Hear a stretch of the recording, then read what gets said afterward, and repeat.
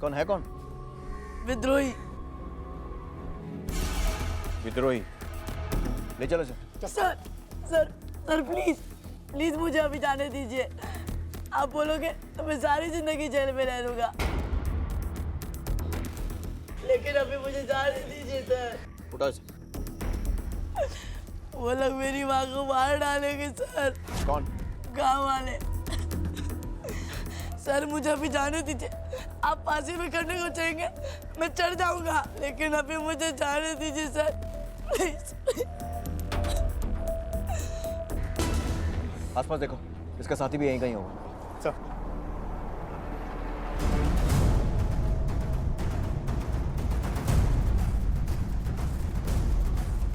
Sir please. Sir आसपास कोई नहीं है।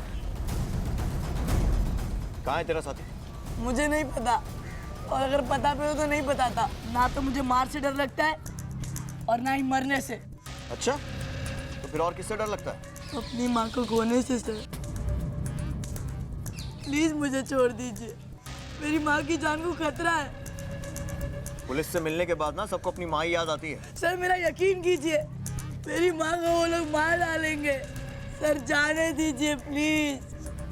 गाड़ी में डालो। जाने दो, जाने दो। कोशिश से मर्डर का मामला नहीं लगता, बात कोई गहरी है। और ये बच्चा जो अपनी माँ के बारे में कह रहा है, ये सब क्या लगता है आपको सर? हो सकता है खुद को बचाने के लिए झूठ बोल रहा हूँ, या फिर शायद सच भी हो, लेकिन इसकी बात को लाइटली नहीं है। मैं हेडक्वार्टर में कॉल करता हूँ। सर छोड़ो मुझे प्लीज। जो छोटा लड़का था वो हमें मिल गया है। हाँ, आप लोग खोज जारी रखिए। जी बिल्कुल बिल्कुल। मेरी हेडक्वार्टर बात हो गई है, हम इसे इसके गांव बाकुरा लेकर जा रहे हैं, क्योंकि यहाँ जो हुआ है उसके तार भी वहाँ से जुड़े हैं। तो उस बात की तफ्तीश भी हो जाएगी, और ये अपनी माँ के बारे में सच बोल रहा है या नहीं, इस बात की तस्दीक भी। Let's go. Right sir.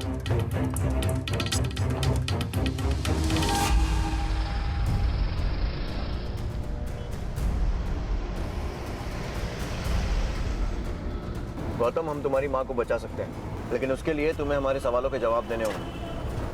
पहला सवाल, इस छोटी सी उम्र में तुम्हारे हाथ में पिस्तौल किसने और क्यों थमाई? और तुम पढ़ने लिखने की बजाय विद्रोही कैसे बन गए? ठीक है, गाड़ी घुमाओ और कलकत्ता वापस चलो। सर मैं बताता हूँ, सब कुछ बताता हूँ। मुझे पिस्तौल किसी ने नहीं थमाई थी, मैं अपनी मर्जी से ही विद्रोही बना हूँ। 2 साल पहले हम यहीं कोलकाता में ही रहते थे। मैं, बाबा, माँ और मेरी छोटी बहन साची।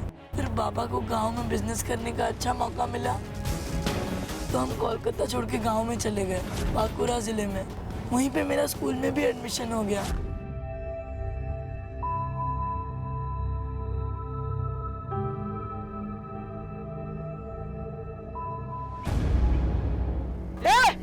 ये बेईमानी है। कोई बेईमानी नहीं है। नहीं, तूने बेईमानी की है। कुछ बेईमानी है। चल गेम स्टार्ट कर। ये बेईमानी तुझे पेनल्टी देनी होगी। पेनल्टी? पेनल्टी लेगा? चल हट। लूंगा पेनल्टी। नहीं बोला ना? पेनल्टी देनी पड़ेगी तुझे। कोई पेनल्टी नहीं होगा। क्यों चित घबरे? अकेले देखने में घेर लिया इसको। चल किक कर, बॉल ला इसको, बॉल दे।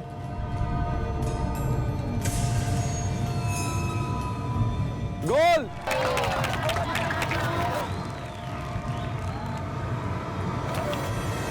थैंक्स दादा, जो आपने मेरी मदद की। पर ये लोग आपसे इतना डरते क्यों हैं? चल बताता हूँ।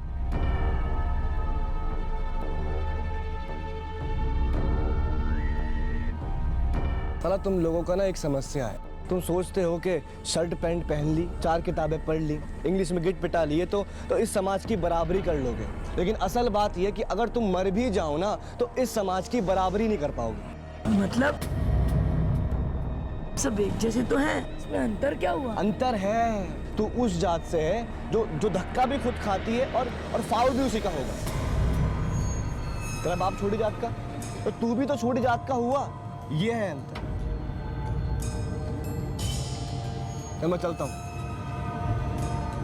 अगर हम पलटकर अपने देश के इतिहास पर नजर डालेंगे तो हम पाएंगे कि जाति प्रथा यानी कि जाति के आधार पर भेदभाव हमारी कमियों या बुराइयों में से वो मुख्य कमी या बुराई रही है जिसने हमें एक समाज, एक देश के रूप में वो नहीं बनने दिया जो शायद हम बन सकते थे। जाति भेद कई सौ सदियों से हमारे समाज में मौजूद है और यही इस गलत प्रथा को मानने वालों या फिर इसका समर्थन करने वालों का सबसे बड़ा तर्क होता है।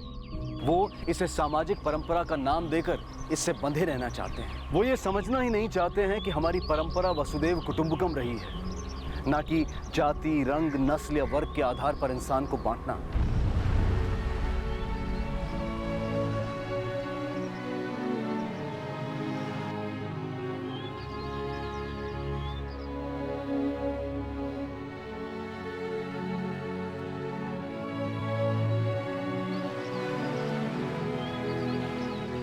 माँ, इंसान अपने जन्म से नहीं कर्मों से जाना जाता है ना माँ? आपने ही कहा था ना। तो फिर हाँ, न सब सच्चाई जानते हैं और न ही समझते हैं।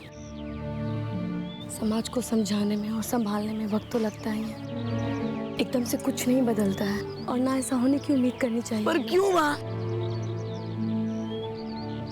तो चल, हाँ।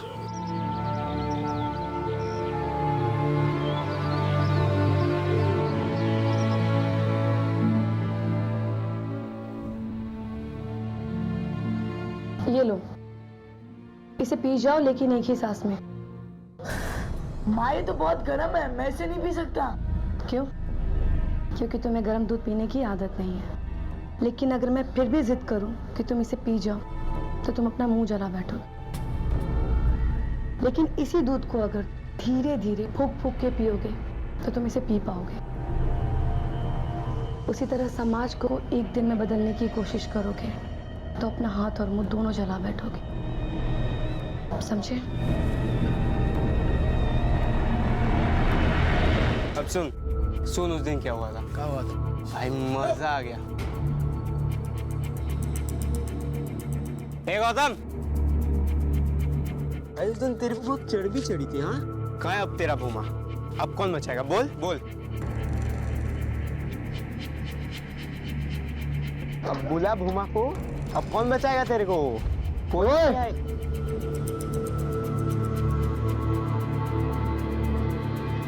ओए,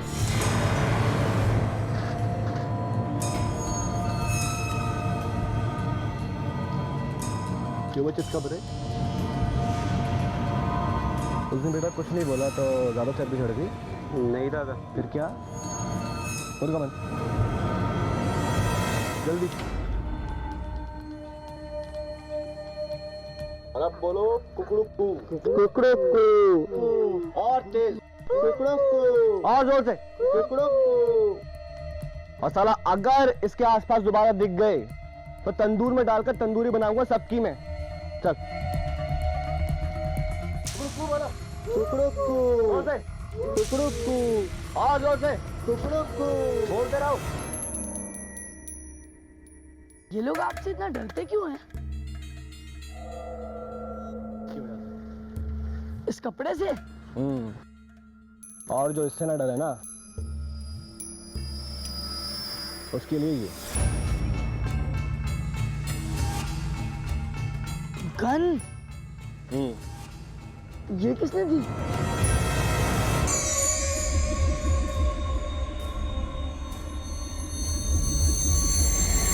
वो कहते हैं इस दुनिया में कीड़े से लेकर इंसान तक सबको भगवान ने बनाया, लेकिन उसी भगवान के मंदिर में घुस नहीं सकते हम। वो कहते हैं कि हमारी जाति छोटी है और हमारा खून गंदा है, इसलिए हम उनकी बराबरी नहीं कर सकते। तर्क भी उन्हीं लोगों की सुनी जाती है जिनके पास ताकत होती है, और आज के दुनिया में जो सबसे बड़ी ताकत है वो ताकत है बंदूक की ताकत।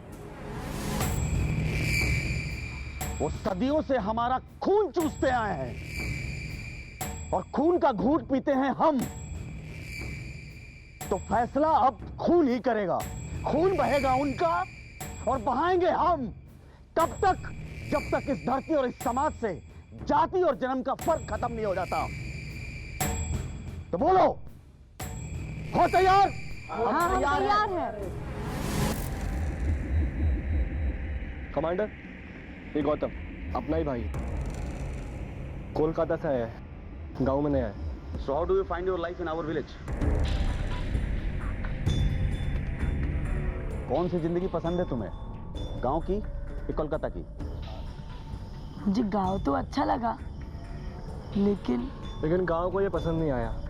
कोई बात नहीं, ये रीता दीदी हैं, ये भी कलकत्ता की रहने वाली है। देखो गौतम, अगर तुम चाहो तो ये सब कुछ रुक सकता है। तुम बदल सकते हो इस समाज को आज से ही। लेकिन मेरी माँ तो कहती है कि जैसे गर्म दूध को एक सांस में नहीं पिया जा सकता, वैसे ही समाज को एक दिन में भी नहीं बदला जा सकता है। तुम्हें क्या लगता है ये चित्तरंजन और उसके दोस्त जैसे लोग ऐसे ही बदल जाएंगे? कभी नहीं। बस एक तरीका है उन लोगों को बदलने का। क्या? वो गर्म दूध का गिलास तुम लो और मार दो उनके मुंह पे।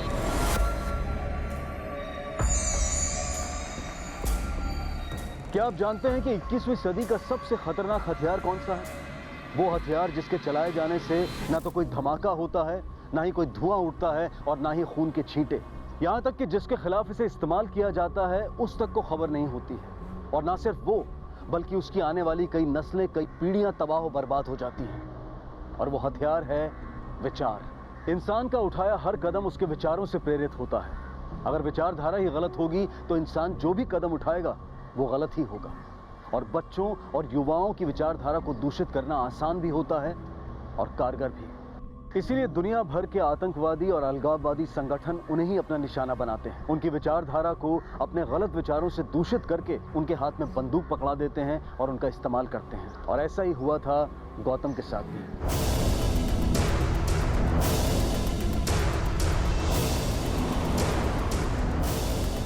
अभी अभी बाराती निकले, गांव की तरफ जा रहा है। ठीक है।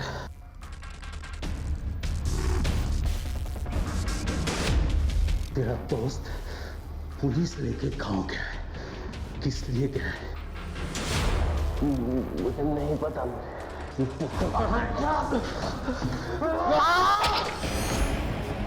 फिर उन लोगों ने तुम्हें अपनी टोली में शामिल कर लिया, क्यों? इन दिनों हमारे गांव में सीआरपीएफ की एक टुकड़ी आई हुई थी और झुमकी की मां ने उनके पास कमांडर के खिलाफ मुखबरी की थी। सब खबर है। वो थ्रेशर पंप वाले कल सुबह बैंक में 5 लाख रुपए जमा करने वाले, और वो कमांडर और उनके साथी वो गांव के छोटे तालाब है ना, वहां उनको लूटेंगे।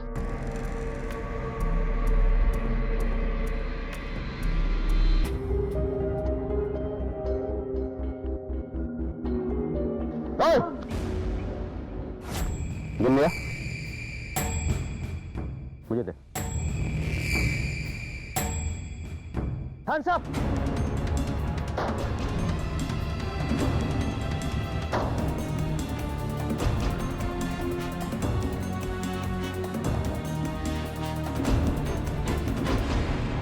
ये सीआरपीएफ वाले वहाँ पहले से हमारा इंतजार कर रहे थे।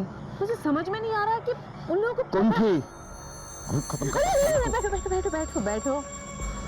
मारेंगे मगर दिमाग से। लेकिन कुंती ने हमारे साथ धोखा किया है। अगर हमने उसे छोड़ दिया ना तो गलत मैसेज जाएगा लोगों तक, जो हमारे इस मूवमेंट के लिए ठीक नहीं होगा।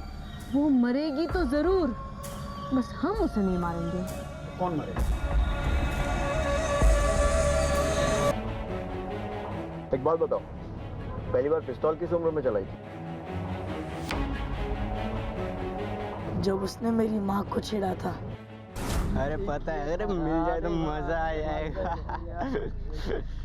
रुक देख। ओ मैडम, कभी हमें भी तो पढ़ा लिया करो। या तो हम आपके घर आ जाएंगे या आप हमारे घर, फिर साथ में पढ़ेंगे। इलू इलू इलू इलू इलू इलू इलू इलू इलू। चल हो गया।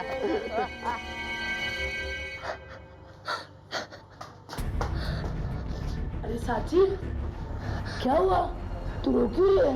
आज जब मैं और माँ स्कूल से लौट रहे थे स्लिप।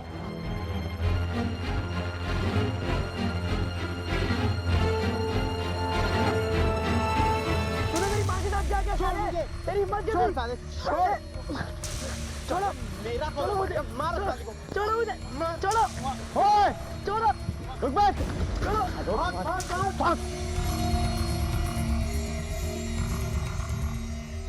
आज फिर से पकड़ लिया? नहीं, आज मैंने पकड़ा था उन्हें। क्यों?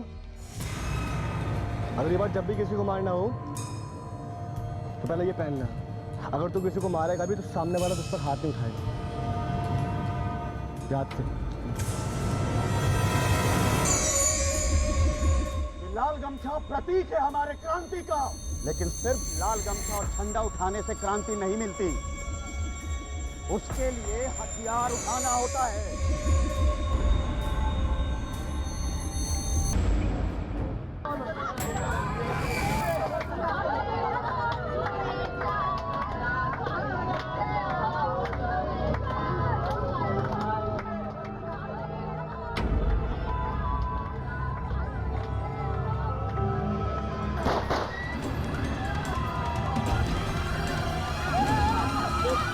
चुप हो जाओ वरना भेजा हिला दूंगा इन दोनों का।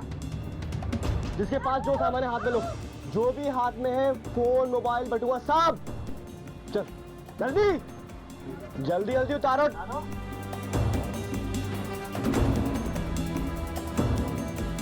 दादा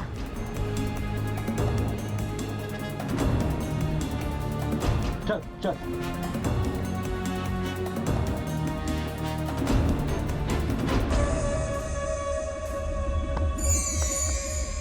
शाबाश। अरे ये हुई ना बात, क्या बात है। अरे वाह, क्या बात है। हाँ, पहली बार में इतना तगड़ा हाथ, बहुत बढ़िया। कमांडर ये सब गौतम की बहादुरी की वजह से हुआ है।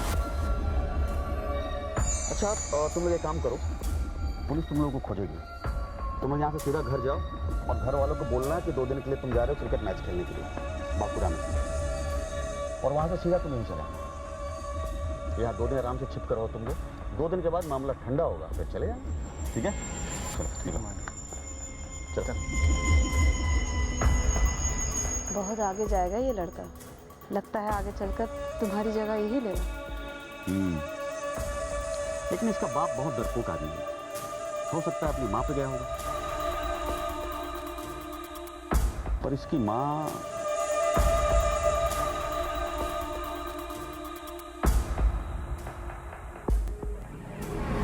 कमांडर के मुंह से अपनी तारीफ सुनकर गौतम की खुशी का ठिकाना नहीं रहा था।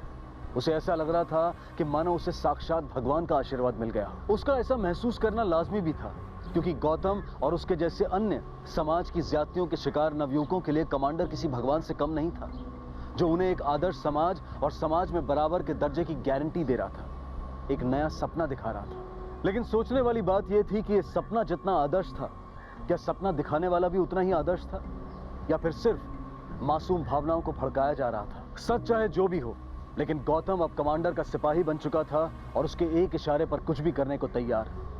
लेकिन कमांडर के दिमाग में क्या चल रहा था और उसका गौतम और उसके परिवार की जिंदगी पर क्या असर पड़ने वाला था?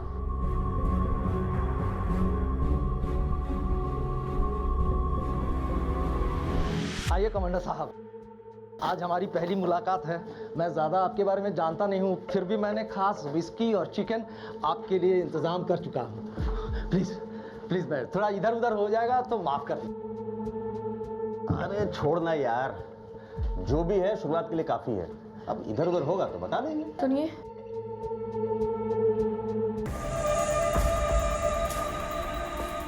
जरा इधर आइए।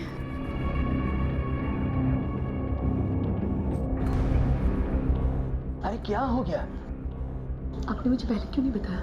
जिस मेहमान का आप सुबह से इंतजार कर रहे थे वो ये कमांडर है। पहले नहीं बताया तो क्या हुआ, अभी बता दिया। जाओ अंदर जाओ। क्यों कर रहे हैं आप ये सब? ऐसे इंसान के साथ संबंध बनाने में क्या फायदा है? इससे मेरी बिजनेस बढ़ेगा, गांव के लोग मुझसे डरेंगे। बिजनेस का तो मुझे नहीं पता, लेकिन इतना जरूर जानती हूँ, बुरे के साथ रहकर कभी किसी का भला नहीं हुआ है। अरे क्या हुआ? आप लोग हमारे बारे में बात कर रहे थे क्या? नहीं नहीं नहीं, आपके बारे में बातें नहीं हो रही थी। कुछ लेंगे आप? हाँ, क्या? तेरी बीवी।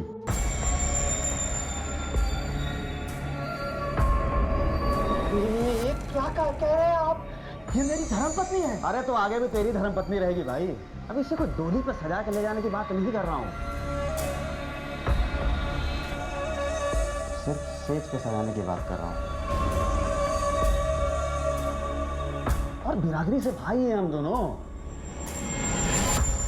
एक ही चीज दोनों भाई के काम आ जाए तो इससे अच्छा और क्या हो सकता है। चल बाहर जा, और जब तक ना कहूं तब तक आना नहीं। जा। कमांडर साहब। अच्छा जा। बाहर करो। ये मेरी। रावेश, तुम कुछ बोल क्यों नहीं रहे हो?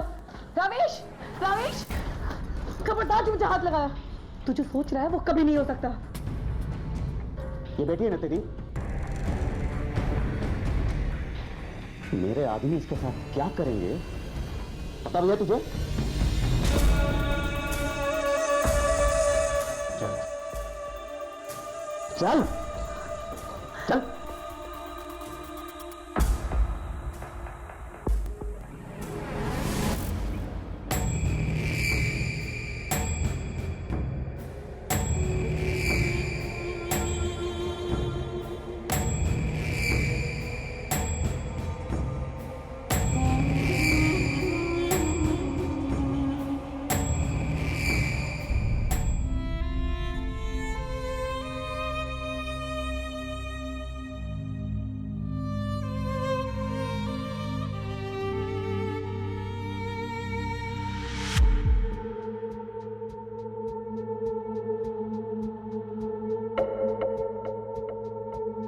ये 3 रातें जो तेरे साथ बिताया ना, तब समझ में आया कि तेरे बेटे में इतनी गर्मी आई कहां से।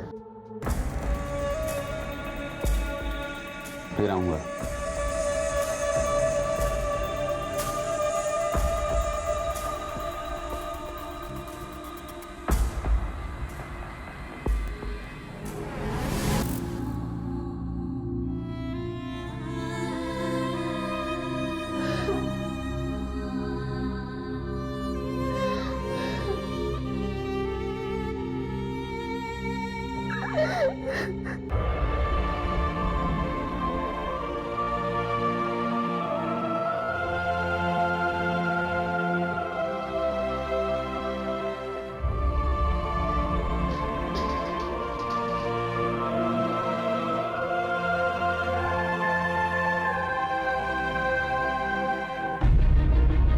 हम यहाँ से जा रहे हैं, अभी नहीं रहना हमें यहाँ पे। किसने कहा तुमसे?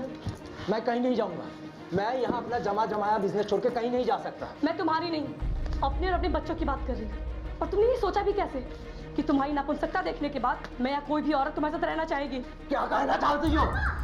प्रवेश, अपने दिल से पूछ के देखो, अगर मैंने कुछ भी गलत कहा है तो तुम 1 नहीं 10 थप्पड़ मार लेना, रोकूंगी नहीं मैं तुम्हें। हम कहीं जा रहे बाबा? बाबा नहीं, मैं, तू और साक्षी जा रहे हैं यहाँ से। चल अपना सामान बांध। मैं नहीं जाऊंगा माँ, ये गांव मेरा है, ये धरती और यहाँ के लोग मेरे हैं। मेरा धर्म और फर्ज है कि मैं उनकी रक्षा करूं, और मैं अपना फर्ज अधूरा छोड़कर कहीं नहीं भागूंगा। ये क्या बोल रहे तू? हाँ, तू उस कमांडर से मिला था ना? बोल, मिला था ना? हाँ, मैं मिला था उस कमांडर से, और उसकी जुबान इसलिए बोल रहा हूँ क्योंकि वो जो भी कहता है एकदम सच कहता है।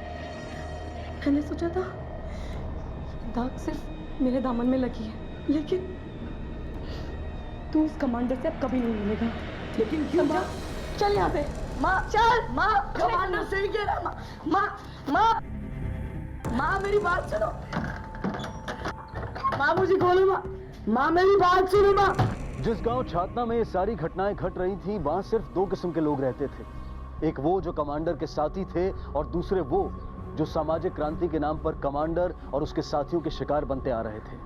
यहाँ एक भी आदमी ऐसा नहीं था जो कमांडर के या उसके साथियों के खिलाफ आवाज उठा सकता, उनकी खिलाफत कर सकता।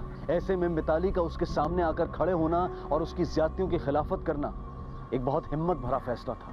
जैसे कि एक दिया कई दियों को रोशन करके रात के अंधेरे को मिटा देता है, वैसे ही मिताली गांव के दूसरे लोगों के दिलों में हिम्मत जगाने की मुहिम पर निकल चुकी थी। अब सवाल यह था कि कमांडर के फैलाए अंधेरे को क्या मिताली की जलाई रोशनी मिटा पाएगी? क्या कमांडर का राज इस इलाके से खत्म होगा? मैंने तय कर लिया है, मैं पुलिस में जाके इनके खिलाफ रिपोर्ट लिखवाऊंगी। क्या आप सब लोग मेरे साथ हैं? विक्रम नाम है उसका, अपोजिशन पार्टी का युवा नेता है। वो यूनिवर्सिटी में पढ़ता है और स्टूडेंट के बीच में काफ़ी पॉपुलर है। आने वाले कुछ महीनों में यूनिवर्सिटी में इलेक्शन होंगे। अगर वो लड़का इलेक्शन में खड़ा हो गया तो हमारी तुलिका कभी भी नहीं जीत सकती। विक्रम को किसी भी कीमत पर तुलिका के रास्ते से हटाना होगा। आप क्या बोलते हैं, किसको भेजना सही होगा? जो भी समझदार और हिम्मत वाला हो, क्योंकि इस काम में कोई गलती की गुंजाइश नहीं है, याद रखना। तो भोमा? गौतम, वो भोला भी है दिखने में और मासूम भी, उस पर कोई शक भी नहीं करेगा। भोमा उसके साथ जाएगा स्टैंड बाई पर। मगर सर मैंने तो सुना है कि उसकी माँ ने उसको घर में बंद करके रखा है, ना ही उसको कहीं बाहर जाने दे रही है और ना ही किसी बाहर वाले को मिलने अंदर आने दे रही है। तो फिर तुम उसकी फिक्र मत करो, मैं निकाल लूंगा उसे। लड़का स्मार्ट है, कलकत्ता रह भी चुका है, शहर को अच्छी तरह जानता भी है। उस पर कोई शक भी नहीं करेगा। उसे भेजने पर होगा क्या, उसके माँ के हाथ पैर भी बंधे रहेंगे। क्या साली आजकल बहुत ज्यादा उड़ने लगी है। गौतम बड़ा हो रहा है निकाली, ये तरीका सही नहीं है उसे अपनी बात समझाने का। लेकिन उसके कदम बहक रहे हैं मास्टर जी, और मुझे डर है कि इस गलत रास्ते पे कहीं वो आगे ना निकल जाए। नहीं, ऐसा कुछ नहीं होगा। हमें उसकी एनर्जी को चैनलाइज करना चाहिए, बाकी सब अपने आप ठीक हो जाएगा। कैसे मास्टर जी? देखो, पुरलिया में मेरे एक दोस्त है जो छाऊ नृत्य की क्लासेस चलाते हैं। मेरे ख्याल से वहाँ भेजे तो उसका माइंड भी डाइवर्ट होगा और उसके मन को भी शांति मिलेगी। अगर ये आपको ठीक लगता है तो मुझे कोई आपत्ति नहीं है। बाहर निकलो।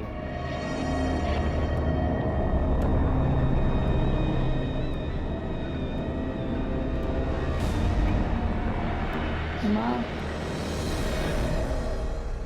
अपना ख्याल रखो। तुम भी। और जब मैं वापस आऊंगा ना तो तेरे लिए कुछ ऐसा लेकर आऊंगा जिसको देखकर तू बहुत खुश हो जाएगी। सच्ची? पर तुम ऐसे अचानक क्यों जा रहे हो, वो भी अकेले?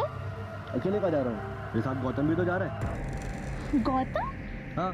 पर वो तो पुरुलिया जा रहा है ना नाच सीखने। कौन बोला? सीमा ने बोला। वो मेरे साथ जा रहा है, कमांडर हम दोनों को भेज रहे हैं, किसी का काम तमाम कर रहे हैं। क्या ये क्या कह रही है तू झुमके? हाँ दीदी, मुझे भोमा ने खुद बताया, वो अभी बस निकलने ही वाले हैं। तू साक्षी के पास बैठ, मैं अभी आती हूँ।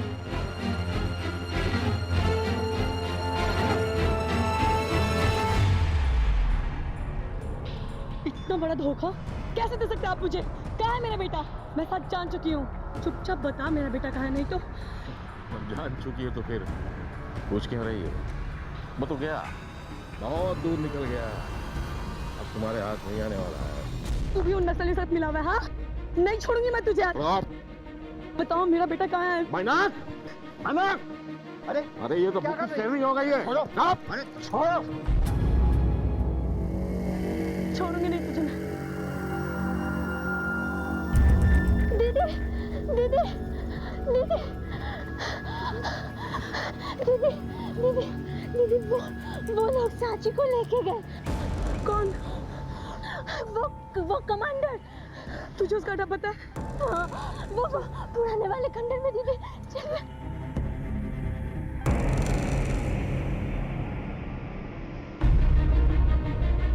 रावेश, रावेश, वो साची, वो कमांडर हमारी बेटी को उठा के लेके गया, उसकी तबीयत ठीक नहीं है, प्लीज कुछ करो। मैंने बोला ना तुम्हें, लेकिन तुमने नहीं माना। अब भुगतो। रावेश,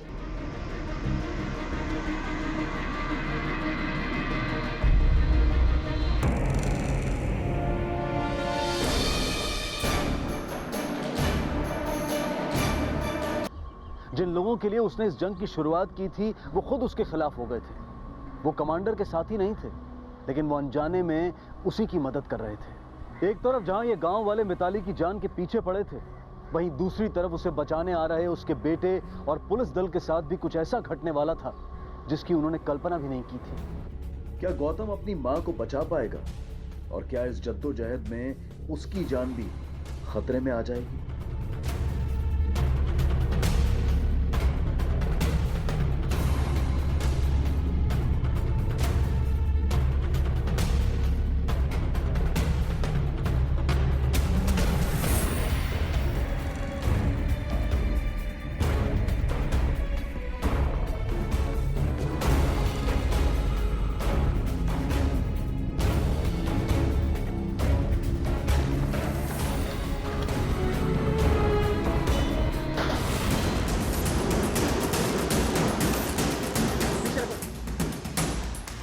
क्या हुआ सर?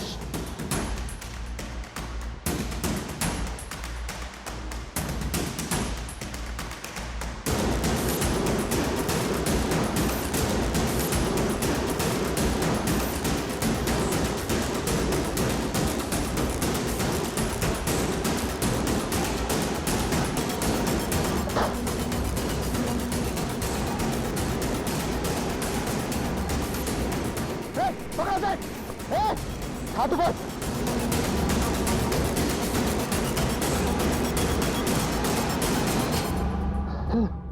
भूमा कहाँ है? बोमा दादा को क्या हुआ? बोमा दादा। हेडक्वार्टर इंद्रनील मुखर्जी है। यस, हम पर हमला हुआ है। मैं अपनी लोकेशन भेज रहा हूँ, आप जल्दी से फोर्स भेजिए। या thank you. Ghosh sir, force के आने तक हमें यही वेट करना होगा। Okay sir. बोमा दादा।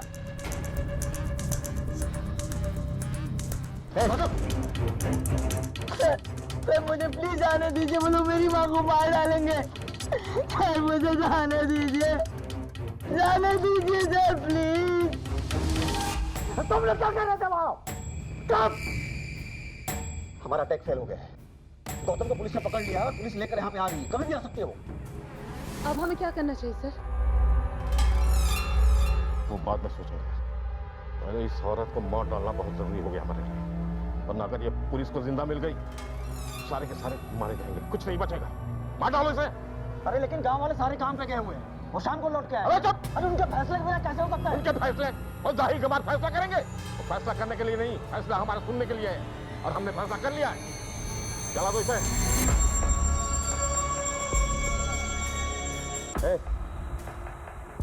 जला दे।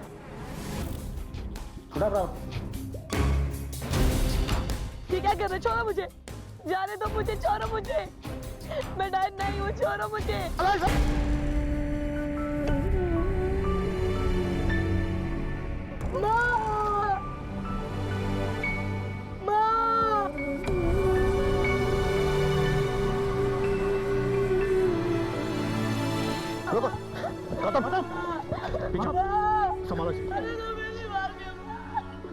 उन लोगों ने मेरी माँ को भी ऐसे ही मार डाला था।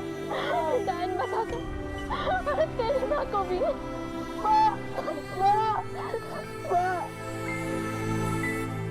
यही है वो क्रांति जिसका उन लोगों ने तुमसे वादा किया। भूमा तो तुम्हारा साथी था ना, उसे भी नहीं बख्शा उन लोगों ने। और जब तुम खतरा बनने लगे, तुम पर भी हमला करवा दिया। किन लोगों का साथ दे रहे होगा? तो उन्होंने तुम्हारी बहन को उठवा लिया अपनी ढाल बनाने के लिए। तुम्हारे बंदूक उठाने से किसका भला हुआ? एक नाम भी बता सकते हो? बोलो, किसका फायदा हुआ?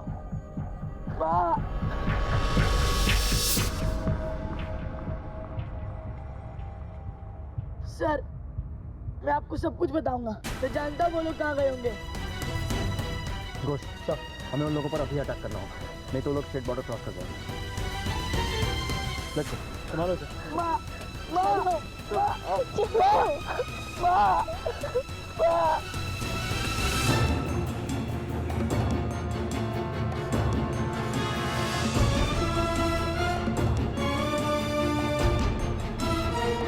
आसपास नजर रखो। तो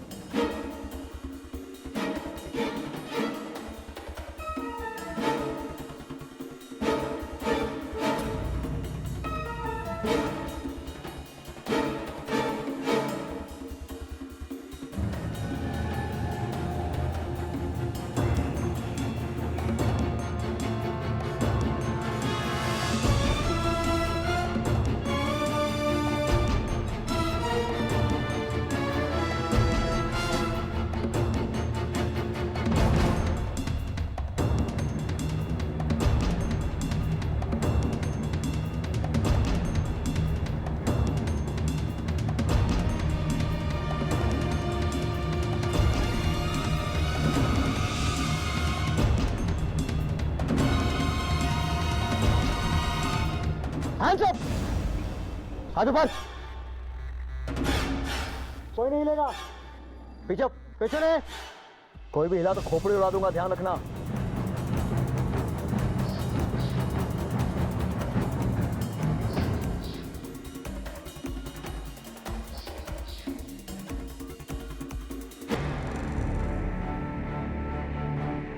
तो आदमियों को पकड़ लो।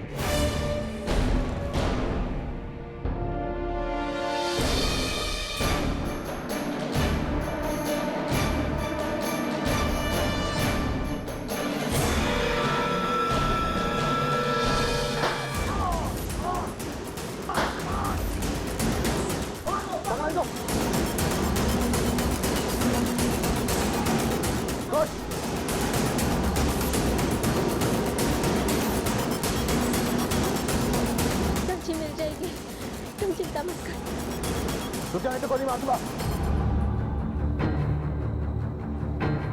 इंस्पेक्टर सर, साची कहाँ है? कहाँ है साची?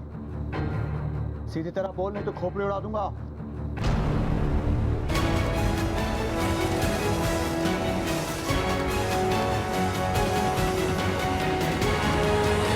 गौतम, अब तुम्हें कोलकाता ले जाकर कोर्ट में पेश करना होगा, लेकिन एक सवाल का जवाब दो। तुम तो विक्रम को मारने गए थे, फिर तुलिका को क्यों मारा? सर, तुलिका भी इन लोगों की तरह झूठी थी। मुझे और बोमा दादा को उसकी असलियत पता चल गई थी।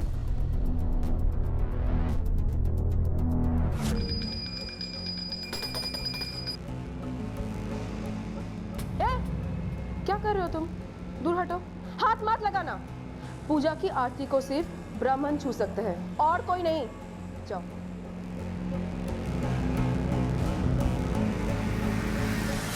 कुछ नहीं बदला सर, लेकिन मेरा सब कुछ बर्बाद हो गया। सब कुछ बर्बाद हो गया मेरा। आजी।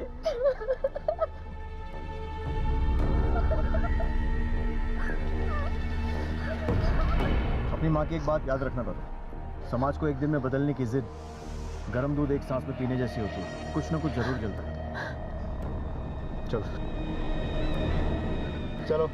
जो समाज बुराई से अपने बच्चों और युवाओं की सोच की रक्षा नहीं कर पाता, उस समाज के बच्चे या तो उस बुराई का शिकार बनकर खत्म हो जाते हैं या फिर खुद उस बुराई के वाहक बनकर उसे समाज में फैलाने की मुहिम में लग जाते हैं।